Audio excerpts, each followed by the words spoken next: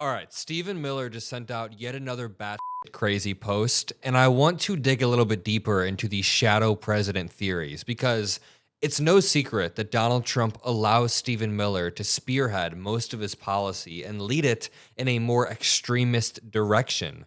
Stephen Miller is an extremist at heart, but there are theories that it goes even deeper, that Donald Trump is getting old, tired, and just resigned overall, and he's delegating more power than any other president to somebody like Stephen Miller, who is then drafting these policies that Trump is signing.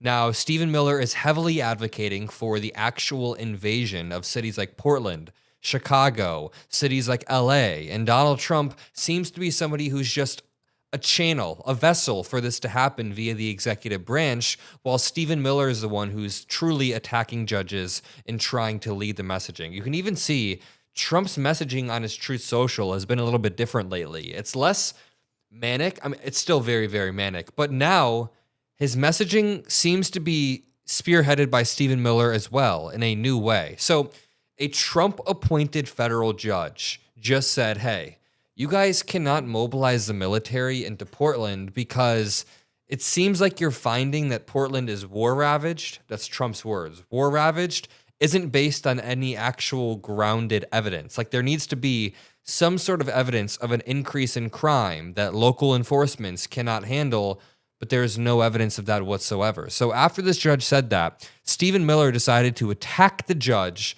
and say that they were an insurrectionist. We'll go to the irony of that in just 1 second, but let me back up to the shadow president stuff. Will Stansel says on Twitter, Miller's apparent elevation to shadow president and his seeming intent to declare an end to the constitutional order would, in any other administration, be treated as an executive branch meltdown that was immensely embarrassing for the president, requiring Miller's removal. Some people say that Watergate is the worst scandal in American history, but Trump has a Watergate on a daily basis.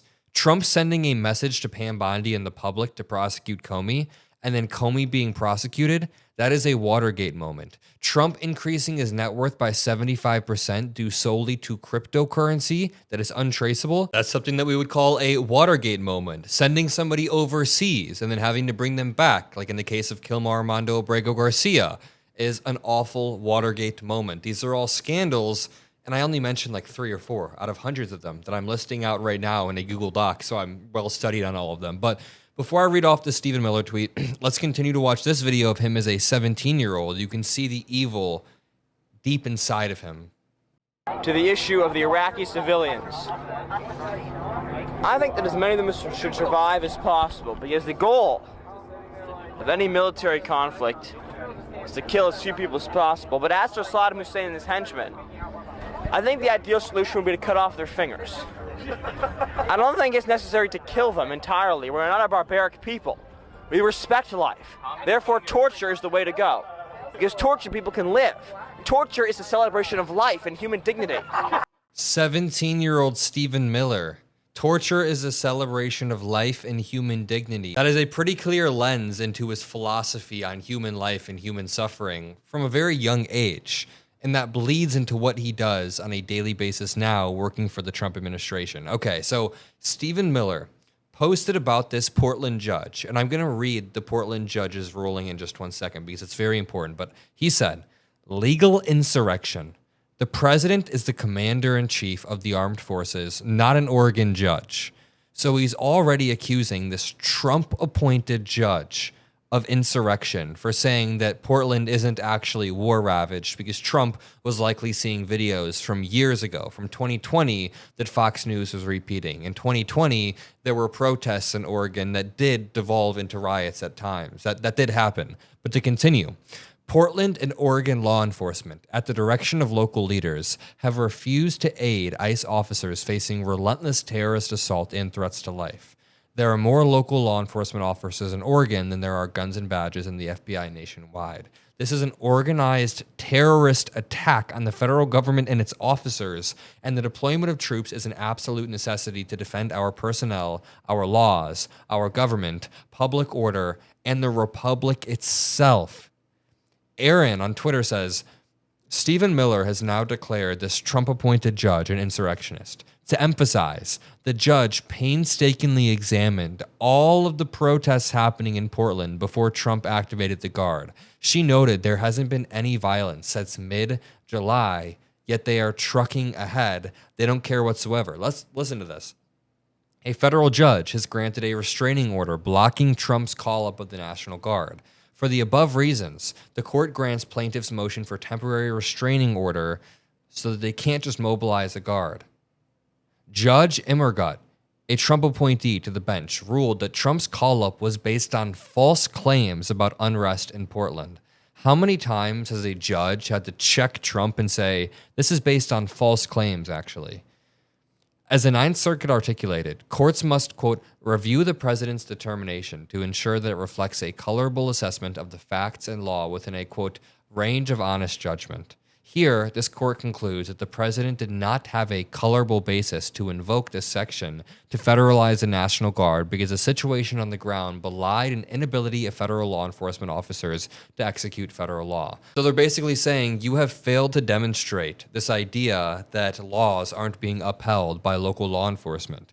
Then, the judge issued a stark warning that the efforts by Trump to make a bad faith justification to call up the guard risked plunging the country into a form of unconstitutional military rule. So here's the game that we have here. Well, it's not really a game. For Stephen Miller, it is. Stephen Miller is trying to inverse reality and is playing this mirroring game where he's trying to tear down the constitutional order that has held the United States up for centuries now. This constitutional order being that the executive branch has a lot of powers, but it is checked. It is checked by courts.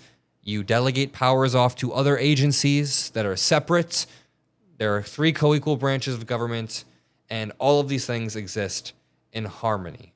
What Stephen Miller is doing is trying to tear that down by saying the president doesn't have to listen to judges, because judges are saying, hey, you can't just mobilize the effing National Guard for no reason. Stephen Miller is inverting reality, and both sides are now accusing each other of tearing down the constitutional order when it's clear that one side is actually guilty of doing so.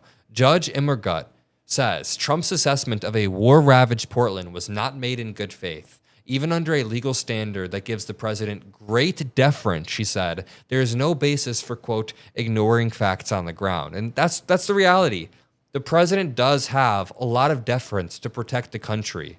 A lot of the drone strikes that President Obama did, you can't deny. President Obama did do a lot of strikes, but they actually fell under the deference of the president because he was protecting the country. I'm not trying to justify them morally. I'm saying that legally, a lot of them can be justified.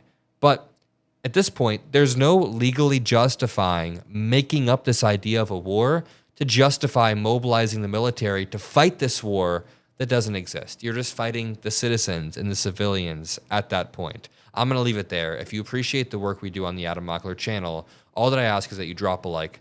Make sure you subscribe. We are barreling towards 2 million followers. It's because of you all. We're going to continue to scale, build the Mockler Media team. You guys know Micah. You guys know Chris. You guys might know Hayden, Victor. We are building a rapid team. You can join by clicking subscribe below. I love you all and peace out.